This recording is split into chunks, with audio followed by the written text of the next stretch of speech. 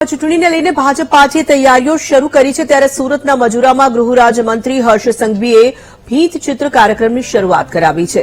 મજૂરાના Parle point વિસ્તારમાં સંઘવીએ ભીંત ચિત્ર લગાવી કાર્યક્રમની શરૂઆત કરાવી। આ ભીંત ચિત્રમાં ફિર એક બાર મોદી સરકાર નારાનો ઉલ્લેખ થયેલો છે।